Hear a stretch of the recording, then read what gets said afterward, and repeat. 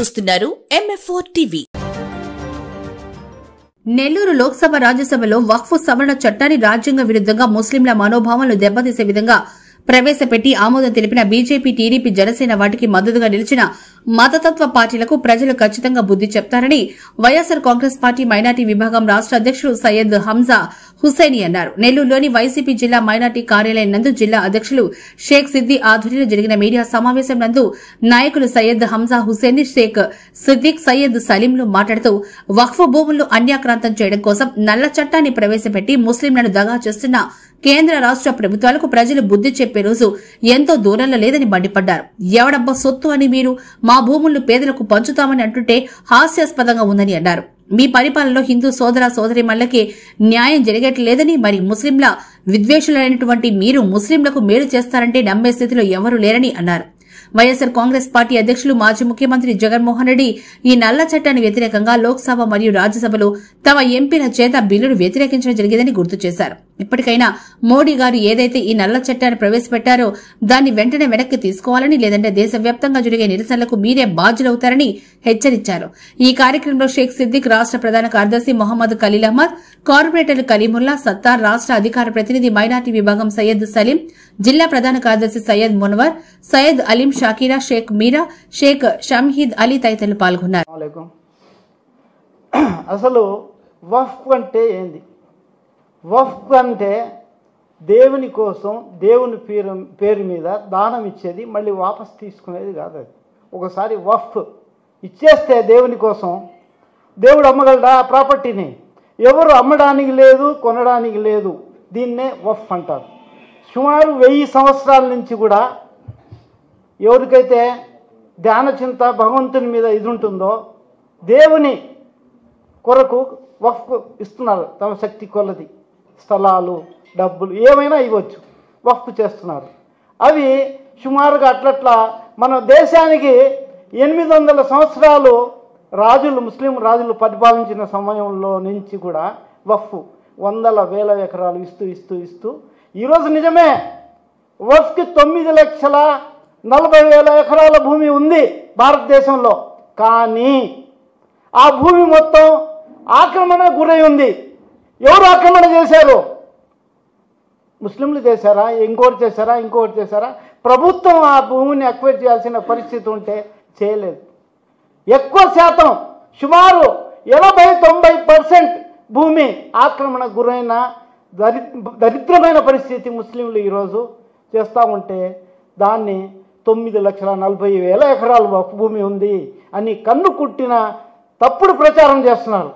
ఈరోజు నేను అడుగుతున్నాను, మంచిదే ప్రతి సంస్థకి, క్రిస్టియన్స్కి ఉండాలి, హిందువులకి దేవాదాయ శాఖకు కూడా, దేవాలయాలకు కూడా భూములు రెవెన్యూ ఉండాలా. దేవాలయాలకి ఎన్ని భూములు ఉన్నాయనుకుంటున్నారు? ఏమన్నా ప్రభుత్వం చెప్తుందా? సుమారు 20 లక్షల ఎకరాల భూమి ఉంది ఆంధ్రప్రదేశ్లోనే. వాళ్ళు చెప్పిన లెక్క ప్రకారమే 4,80,000 ఎకరాల భూమి ఆంధ్రప్రదేశ్లో ఉంది. 4 లక్షల ఎకరాలు తమిళనాడు ప్రభుత్వం చెప్పినట్టు అక్కడ ఉంది. ఒరిస్సా ప్రభుత్వం మన తెలంగాణలో 97,000 ఎకరాల భూమి దేవాలయాలకు ఉంది. చాలా సంతోషం. అలాగే భారతదేశం మొత్తం మీద తీసుకుంటే 5 లక్షల దేవాలయాలు ఉన్నాయి. ఉత్తరాదిలో ఓన్లీ కర్ణాటక, యూపీ, బీహార్లో ఒక్కొక్క దేవాలయానికి తక్కువ లేదన్నా కూడా 150 ఎకరాలు వేసుకున్నా కూడా అది ఒక సుమారు 10 లక్షల ఎకరాలు ఉంది. సుమారు 20 లక్షల ఎకరాల భూమి దేవాదాయ శాఖకుంటే ఆ విషయం చెప్పకుండా హిందువులకి టెంప్ట్ చేసే, ఉద్రేకపరిచేటట్టు ముస్లింలకి ఎప్పటి నుంచో 100 సంవత్సరాల నుంచి భూమి విలువ ₹1 కూడా లేని అటువంటి భూములు 9,40,000 ఎకరాలు ఉన్నాయని వాళ్ళని టెంప్ట్ చేసి ఆ భూమిని లాక్కోవాలా అనే దురుద్దేశంతో బీజేపీ ఆడుతున్న నాటకం తప్ప ఇంకేమైనా ఉందా?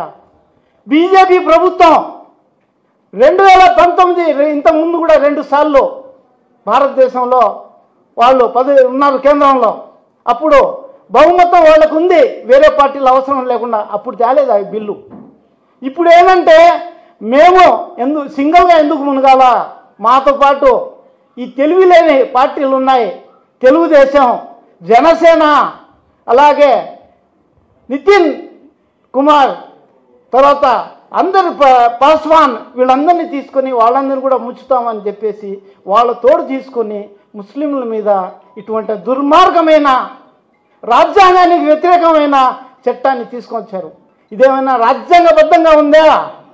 ఇది ఆర్టికల్ 16, 17, 15, 30, 29 అన్నిటినీ అతిక్రమిస్తూ ఉంది. దీంట్లో వివక్ష కళ్ళ కొద్దినట్టు కనిపిస్తూ ఉంది. ఈ బిల్లు పాస్ కాగానే ప్రపంచంలో అన్ని దేశాలు మన దేశం మీద ఉమ్మెత్తే పరిస్థితి వేశారు. ఏందా ఈ దేశంలో ఈ విధంగా వివక్ష ముస్లింల మీద డైరెక్ట్గా చూపిస్తున్నారు అని చెప్పేసి. దీనికి కారణం బీజేపీ ప్రభుత్వం చెప్తా ఉంది, పేద ముస్లింలకి వక్ఫ్ బోర్డు ఆస్తులు పంచేస్తారంట. ఎవరి అబ్బ సత్తా ఇది పంచడానికి? మన రాజులు దానంగా ఇచ్చిన దానికి మీరు పంచడం ఏంది? అయోధ్యలో చూసాం మొన్న 13 హిందువులకే పంచలేదు మీరు. 13,000 ఎకరాలని మీరు ఈ రోజుకి లెక్కలేదు. ఏం చేశారు? 13,000 ఎకరాలు ఎవరు అమ్ముకుని తిన్నారన్నది. కేదార్నాథ్లో 300 కేజీల బంగారం తినేశారు. హిందువుల ఆస్తుల్ని తినేసే మీరు ముస్లింల ఆస్తుల్ని వదులుతారా? ఈరోజు ఏందో కథ ఒకటి విన్నాను, నేను చూశాను. ఒక పాము నదిలోంచి చేపను పెట్టుకుంటే వీళ్ళు రాస్తున్నారు, నీటిలో కొట్టుకుపోతున్న చేపని పాము రక్షించిందంట. అలా ఉంది వీళ్ళ పరిస్థితి. ముస్లింలని ద్రోహం చేస్తా, మోసం చేస్తా, వాళ్ళని సర్వనాశనం చేయాలని ప్రయత్నం చేస్తూ మళ్ళీ దానికి ఒక సన్నాయి నొక్కులు, మేము పేద ముస్లింలని కాపాడుతామని చెప్పి. పేద ముస్లింలను కాపాడే వాళ్ళు ఇప్పుడు తెచ్చిన వక్ఫ్ బోర్డు చట్టంలో మీరేమని పెట్టారు? ఇంతకుముందు వక్ఫ్ ఆస్తులని ఎవరైనా వేరే వాళ్ళు ఆక్రమణ చేస్తే వాళ్ళకు శిక్ష 2 సంవత్సరాలు ఉండింది. 2 సంవత్సరాల శిక్ష, నాన్ అవైలబుల్ వారెంట్. మీరు ఈ కొత్త చట్టంలో ఏం చేశారు? ఆ శిక్షని 6 నెలలకు తగ్గించారు. కేసుని నాన్ బెయిలబుల్ నుంచి బెయిలబుల్ చేశారు. అంటే మీ ఉద్దేశం ఏంది? ముస్లింలలో ఆస్తుల్ని ఆక్రమణ చేయండి, హిందువులందరూ మిగతా ముస్లింలు అందరూ ఆక్రమణ చేసి వక్ఫ్ బోర్డుని నిర్వీర్యం చేయండి, ముస్లిం సమాజాన్ని సర్వనాశనం చేయండి అని చెప్పేసి ఉద్దేశం తప్ప వేరేమైనా ఉందా మీకు? మొన్న ఎన్ఆర్సీ సిఏఏ తెచ్చారు. భారతదేశం మొత్తం ఉడికిపోతే ఏమయ్యారు? పాడిపోయి ఆ చట్టాన్ని ఎక్కడో పెట్టేశారు. అదే పరిస్థితి ఇప్పుడు వస్తుంది. మళ్ళీ మీరు చంద్రబాబు నాయుడు ప్రతి ఒక్క పార్టీ ఏదైతే దీన్ని సపోర్ట్ చేశారో మీరు పారిపోతారు. సిక్కులు 1 కోటి మంది సిక్కులు ఉంటే వాళ్ళని రోడ్డు మీద తెచ్చేదాకా వదలలేదు. ఎప్పుడు రోడ్డు మీద వచ్చారో వాళ్ళు చేతులు ఎత్తి దండం పెట్టి వాళ్ళ జోలికి పోతున్నారు. ఈరోజు ఏమనుకుంటున్నారు మీరు? ముస్లిమ్స్ అంటే 40 కోట్ల మంది ఉండాం. రాజ్యాంగానికి మన భారతదేశం మీద ప్రేమతో మేము గాంధీ మార్గం మీద ఏమైనా మా మీద ఎన్ని దౌర్జన్యాలు జరిగినా కూడా మేము గమ్ముగా ఉన్నాం. ఏదో ఒక రోజు మీరు ఉసిగొలుపుతున్నారు, రోడ్ల మీద రండి అని చెప్పేసి. మేము రోడ్డు మీద వచ్చిన రోజు మీ పరిస్థితి చూడండి ఏమవుతుందో. తమాషాలు పడుతున్నారా? 40 కోట్ల ముస్లింలని ఏం చేయగలరు మీరు? ఏం చేస్తారు? ఏమీ చేయలేరు. అర్థాగా చంద్రబాబు నాయుడిని వాళ్ళ లోకేష్ని ఏందో సీఎం చేసుకుందామని ఆశపడ్డాడు. నాశనం చేశారు అతన్ని బతుకుని. సీఎం కాదు కదా, వార్డు కార్పొరేటర్ కూడా గెలిచే పరిస్థితి లేకుండా చేసినారు అతన్ని.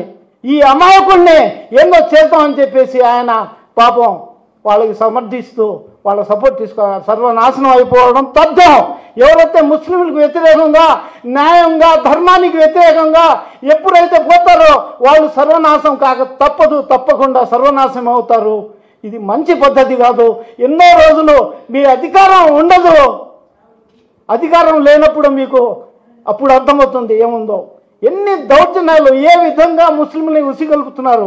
అక్కడ యూపీలో చూస్తే అకారణంగా కోర్టు పర్మిషన్ లేకుండా ఇళ్ళు 100,000 ఇళ్ళు నాశనం చేసి బుల్డోజర్ నడుపుతున్నారు. ఏంది ఈ దౌర్జన్యాలు ముస్లింల మీద? మేమేం చేసాం? మేము ట్యాక్స్ కట్టడం లేదా? మేమేం తప్పు చేసాం? ప్రతి పార్టీలో మా ముస్లింలు 100,000 సంఖ్యలో కార్యకర్తలుగా ఉన్నారు. మాకు పదవులు ఉన్నాయా? ఈరోజు ముస్లింలకు న్యాయం చేస్తామని చెప్పే బీజేపీ తన అధికారంలో ఉన్న అన్ని రాష్ట్రాల్లో ఒక ఎమ్మెల్యే ముస్లింకి ఇచ్చిందా? ఒక ఎంపీ ముస్లింకి ఇచ్చిందా? మాకు ఏంటి మీరు న్యాయం చేసేది? మా రాజకీయ భవిష్యత్తుని సర్వనాశనం చేస్తున్నారు, మమ్మల్ని సర్వనాశనం చేస్తున్నారు. మీకు తందనాడడానికి తెలుగుదేశం పాస్వాన్ ప్రతి ఒక్కరూ ఇదేంది, ఇది ఎందుకు మాపై ఈ వివక్ష? మా సంస్థల్లో వక్ఫ్ బోర్డులో 2 నాన్ ముస్లిమ్స్ ఉంటారంట. మీ సంస్థల్లో ఎవరైనా ముస్లింని మీరు పెట్టగలరా? నేను క్షమించాలి తమ్ముళ్ళు, తిరుమల తిరుపతి దేవస్థానంలో ముస్లింలు ఏమైనా పెట్టే అవకాశం ఉందా? సాయిబాబా ట్రస్ట్లో ముస్లింలు పెట్టే అవకాశం ఉందా? అంటే మీరు మమ్మల్ని ముస్లింల దగ్గర రానిరు, ప్రతి వివక్ష చూస్తారు. మీ సంస్థల్లో మమ్మల్ని పెట్టరు, మా సంస్థల్లో మీరు ఉంటారా? వక్ఫ్ బోర్డుని నిర్వీర్యం చేయడానికి నామినేటెడ్ సెంట్రల్లో 21 మంది ఉంటే 22 మంది ఉంటే 12 మందిని నామినేట్ చేస్తారంట. నామినేట్ చేసేవాళ్ళు ఏంటంటే నాన్ ముస్లిమ్సే ఉంటారు. అంటే మెజారిటీ ఎవరికి? స్టేట్ వక్ఫ్ బోర్డులో 11 మంది ఉంటే 7 మందిని నామినేట్ చేస్తారు. అందరు నాన్ ముస్లిమ్స్ 2, 7 మంది అంటే 11 మందిలో మెజారిటీ ఎవరికి ఉంటుంది? దీనికి అజమాయిషి కలెక్టర్ అంట. కలెక్టర్ అంటే మా చిన్నాయన ఏమైనా? మీరు అపాయింట్ చేసిన వాళ్ళు ఎవరి మాట వింటారు కలెక్టరు? ఈరోజు చూస్తున్నాం కలెక్టర్లు, ఎస్పీలు ఎవరి మాట వింటున్నారు? ఆ రోజు వక్ఫ్ బోర్డులో ఏదైనా డిస్ప్యూట్ వస్తే ఎవరికి సపోర్ట్ చేస్తాడు కలెక్టరు? ప్రభుత్వం ఎవరిది? ప్రభుత్వం చెప్పిన వాడికి సపోర్ట్ చేస్తాడు. ఇటువంటి ఎన్నో ముస్లింని ఇరకాటం పెట్టే ఏదైనా ముస్లిం సంస్థ మీద ఏమైనా డిస్ప్యూట్ అంటే ఎవరైనా దారిన పోయే ఎల్లయ్య ఓ పిటిషన్ వేసేస్తే కూడా ఈ మసీదు మా తాతది అని దానికి డాక్యుమెంటరీ ఎవిడెన్స్ అవసరం లేదు, దాన్ని డిస్ప్యూట్లో పెట్టేస్తారంట. ఇల్లీగల్ అని ఏమైనా మసీదు, దర్గా, చావడి, ఏమైనా మద్రసా ఒక చిన్న లిటిగేషన్ వస్తే దాన్ని కూలగొడతారంట. ఏం చేయాలని మీకు అంతా నేను మా ముస్లింలు ఏ విధంగా ఉన్నారంటే ఏంది ఈ పరిస్థితి, అమితుమి తేల్చుకున్నాం అనే స్థాయికి తప్పకుండా వస్తారు. ఏంది మీ దౌర్జన్యం? ఏంది వివక్ష? రాజకీయం, రాజ్యాంగం అనేది ఏమీ లేదా? ప్రతి చోట రాజ్యాంగ అతిక్రమణ. ఇది ఏంది? దీన్ని అన్ని రాజకీయ పార్టీలు, నా హిందూ సోదరులు ఆలోచించాలా. ఈ విధంగా వివక్ష చూపించడం, మమ్మల్ని తరపడం తప్పు, మంచిది కాదు. దీనికి ఒక హద్దు ఉంటుంది. పిల్లిని కూడా రూమ్లో వేసి కొట్టి ఏం చేస్తుంది? తిరగబడుతుంది.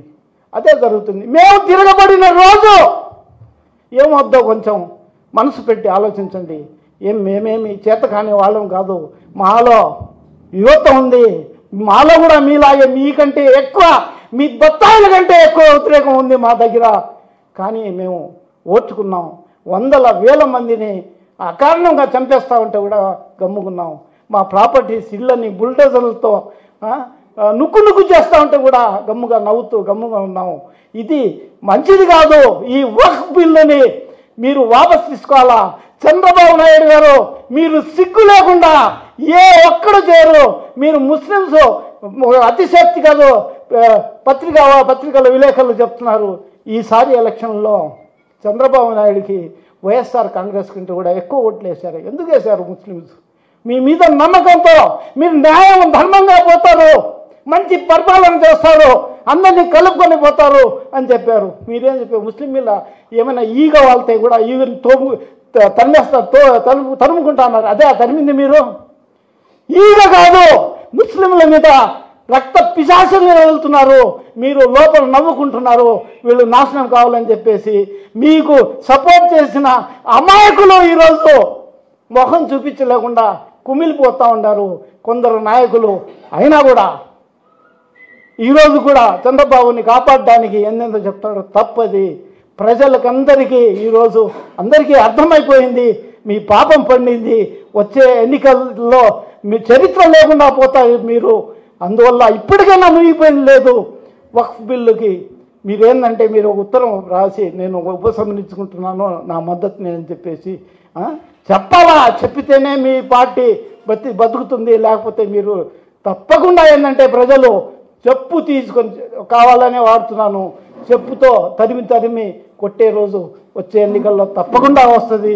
అందరూ అన్ని పార్టీలు ఏదైతే మద్దతుతో బీజేపీని రాజ్యాంగానికి వ్యతిరేకంగా అన్యాయంగా ముస్లింలని అకారణంగా వేధించాలా అనే ఉద్దేశంతో ఉన్నదాన్ని మీరేందో దాని మీద మీరు పెట్రోల్ పోసి ఇది చేస్తున్నారో అది తప్పది. ముస్లింలు కూడా చిన్న చిన్న పిల్లలు మేము కూడా బతకాలా, మా పిల్లలు కూడా హ్యాపీగా ఉండాలా, ఏ విధమైన ఇబ్బందులు లేకుండా వాళ్ళకి ఏ విధంగా ఏ ఉద్యోగం ఏ రాజకీయ పదవి లేకున్నా ఇబ్బంది లేదు. కానీ మమ్మల్ని ఈ విధంగా మీరు చేయడం తప్పని చెప్పేసి మీ అందరి తరఫున అన్ని పార్టీలకి ఆఖరికి బీజేపీ వారికి కూడా నేను చెప్తున్నాను, ఇటువంటి మతపరమైన బిల్లుని తీసి ముస్లింల మీద వివక్షపూరిత విధానాన్ని విడనాడాలని చెప్పేసి మీ అందరి తరఫున కోరుకుంటున్నాము. నమస్తే, నా పేరు షేక్ సిద్దిక్, ఓసీపీ మైనార్టీ జిల్లా అధ్యక్షుడిని. ఒక 2 రోజుల ముందర చంద్రబాబు నాయుడు గారు ఒక్కోటికి బీజేపీ వాళ్ళు లెటర్ పెడితే దాన్ని సపోర్ట్ చేశారు, అందుకు బిల్ పాస్ అయిపోయింది. అదే చంద్రబాబు నాయుడు గారు బీజేపీ సపోర్ట్ చేయకపోయి ఉంటే అసలు బీజేపీ పార్టీ ప్రభుత్వమే పడిపోయేది. అటువంటి బీజేపీ పార్టీకి సపోర్ట్ ఇచ్చి ఇతను బీహార్ సీఎం వీళ్ళందరూ కలిసి సపోర్ట్ చేసి ముస్లింస్ గొంతు కోస్తున్నారు. కానీ చంద్రబాబు నాయుడు గారు ఏమనుకుంటున్నారంటే ఆయన రాజు అనుకుంటున్నాడు, మళ్ళీ ఎలక్షన్ రావు మేమే ఇంకా పర్మనెంట్ గా ఇక్కడ ఉంటామని అనుకుంటున్నాడు. అది మర్చిపోతున్నారు. 2 సంవత్సరాల్లో మళ్ళీ జమ్మి ఎలక్షన్ అనే రూపంలో ఒకటి వస్తుంది, ఆ గుర్తు బిసుకుంటుంది అని అర్థం కావడంలే. రాబోయే రోజుల్లో 2 సంవత్సరాల్లో మళ్ళీ ఎలక్షన్ వస్తే ఖచ్చితంగా ముస్లింస్ అందరూ కలిసి చెప్పు దెబ్బలు కొడతారు అందరికి. తెలుగుదేశం పార్టీ ఏ కార్యకర్త కానీ ఏ లీడర్ కానీ మా సందులో గొంతులు తిరిగి ఓటు అడిగితే ఒకరొకరికి తరిమి కొడతారు అందరూ కలిసి. జనాలు అందరూ ఒకటి అవుతున్నారు. ఇప్పటికే రోడ్డు మీద వచ్చే ధర్నాలు రోడ్డు మీద వచ్చేదానికి కారణం తెలుగుదేశం పార్టీ. అదే తెలుగుదేశం పార్టీ సపోర్ట్ చేయకపోయి ఉంటే మీకు కూడా కొద్దిగా పలుకుబడి ఉండేది ముస్లింస్ గుండెల్లో. మీరు చేసే పనులకి ముస్లింస్ కి చాలా బాధ కలుగుతుంది. ఈ రోజు మీరు గెలవచ్చు, మీ ఎంపీలు ఎక్కువ ఉన్నారు కాబట్టి, రాజ్యసభలు ఎక్కువ ఉన్నారు కాబట్టి. రాబోయే రోజుల్లో మా జగన్ అన్న సీఎం అవగానే ఇటువంటి వాళ్ళందరికీ మేము ఖండిస్తున్నాం. జగన్ అన్న దీనికి ఎప్పుడు సపోర్ట్ చేయరు. రాజశేఖర్ అన్న ముస్లింస్ కి 5% రిజర్వేషన్ ఇచ్చారు. అదేదో చాలా మంది ముస్లింస్ పిల్లలు డాక్టర్లు చదివారు, గొప్ప గొప్ప చదువులు చదివారు, ఎస్పీలు అయ్యారు, కలెక్టర్లు అయ్యారు, కమిషనర్లు అయ్యారు. చంద్రబాబు రాగానే ఇవన్నీ తీయేశారు. ఈ మధ్య చంద్రబాబు నాయుడు మన 4 సంవత్సరాల ముందర సీఎం ఉన్నప్పుడు నారా హమారా టీడీపీ హమారా అని అక్కడ ధర్నా మీటింగ్ పెడితే అక్కడ ఒక 7 మంది ముస్లిం పిల్లలు ధర్నా చేశారు. మాకు ఉద్యోగాలు రాలేదా, ఉద్యోగాలు ఏంటి అని చెప్పి ప్లే కార్డులు పెడితే దేశద్రోహి కేసు పెట్టాడు అప్పుడు చంద్రబాబు నాయుడు. మా జగన్ అన్న రాగానే ఫస్ట్ ఆ కేసు తీసేసి వాళ్ళు గ్రీన్ షీట్ ఇచ్చి వాళ్ళకి ఉద్యోగాలు కూడా ఇప్పించాడు బీటెక్ చదివే పిల్లలకి. ఆయన ప్రభుత్వంలోనే రాజమండ్రిలో ఒక మౌజాన్ని చంపేస్తే దానికి ఏంటంటే పిచ్చోడు చంపేశారని చెప్పారు. అప్పుడు కూడా ఒక మౌజాన్ని మసీదులో దూరి ఖురాన్లు మసీదులు మొత్తం తగలబెట్టారు. అదేంటంటే ఒక పిచ్చోడు చేశారని చెప్పారు. చేసేది బీజేపీ వాడు పడ్డవాడు. అది తప్పు పుచ్చుకోదానికి ఎప్పుడు చంద్రబాబు నాయుడు చిన్న ముస్లిం కి తులం చేస్తాడు. ఎలక్షన్ ఏమో చెప్తాడు, నేనున్నాను మీ తోడు, మీ సపోర్ట్ నేను చేస్తాను, నా కోసం మీ ముస్లింస్ కోసం ప్రాణాలు ఇచ్చేస్తానని చెప్పి మర్చిపోతున్నారు. జనాలు ఎప్పుడు మర్చిపోరు. నేను ఒక మాట గుర్తు పెట్టుకోండి, మీరు 2 సంవత్సరాలు మళ్ళీ ఎలక్షన్లు వస్తున్నాయి. ఏ ఎమ్మెల్యే గాని ఏ కార్యకర్త గాని ఏరియాలో తిరిగితే ఖచ్చితంగా అడ్డుకుంటాము. రహమతుల్లాహి బర్కాతుహు. నా పేరు సయ్యద్ అబ్దుల్ సలీం, వైఎస్ఆర్సీపీ రాష్ట్ర అధికార ప్రతినిధిగా నియమితులై ఉన్నాను. ఈరోజు మనం ముఖ్యంగా మాట్లాడేది ఏంటంటే మన భారతదేశంలో 2 బ్లాక్ డేలు వచ్చాయి. మొదటి బ్లాక్ డే డిసెంబర్ 6, 1990 బాబ్రీ మసీద్ పడగొట్టిన రోజు ఒక బ్లాక్ డేగా నిర్ణయించడం జరిగింది. అదే బ్లాక్ డే మళ్ళీ ఈరోజు ఏప్రిల్ 1వ తేదీ 2వ తేదీ మళ్ళీ బ్లాక్ డేగా మనం నిర్ణయించాల్సి వచ్చింది. ఎందుకంటే ముస్లిమ్స్ యొక్క భూములు, మా పూర్వీకులు మాకిచ్చిన ముస్లిమ్స్కి ఇచ్చిన భూములు, మసీదులు, దర్గాలు, ఖబరస్థాన్లు అవన్నీ అభివృద్ధి చేసుకోవడానికి పూర్వీకులు ఇచ్చిన స్థలాల్ని కబ్జా చేయడానికి బీజేపీ ప్రభుత్వం పన్నిన పన్నాగం ఈరోజు ముస్లిమ్స్ని అన్యాయం చేసి, ముస్లిమ్స్ ఏదో పక్క దేశాల నుంచి వచ్చారు, పక్క దేశాల వాళ్ళు అని చెప్పే లాగా మన దేశంలో అందరినీ క్రియేట్ చేయాలని చెప్పి బీజేపీ ప్రయత్నిస్తుంటే బీజేపీ ప్రయత్నించడం సహజం. ఎందుకంటే బీజేపీ ఎప్పుడూ ముస్లిమ్స్కి వ్యతిరేకమే, బీజేపీ ఎప్పుడు ముస్లిమ్స్కి శత్రువులే. కానీ మనతో ఉండి ముస్లిమ్స్ మీద ఈగ వాలనీయము, ముస్లిమ్స్ మీద ఈగ వాలిన మేము ఒప్పుకోము అని చెప్పి ముస్లిమ్స్ ఓట్లు వేయించుకొని ఈరోజు అధికారంలోకి వచ్చిన మన చంద్రబాబు నాయుడు గారు ఈరోజు తేనె తుట్టే కదిలిచ్చేసి తేనెటీగలు వచ్చి ముస్లిమ్స్ని కుడతా ఉంటే ఆనందిస్తూ కూర్చొని ఉన్నారు అక్కడ.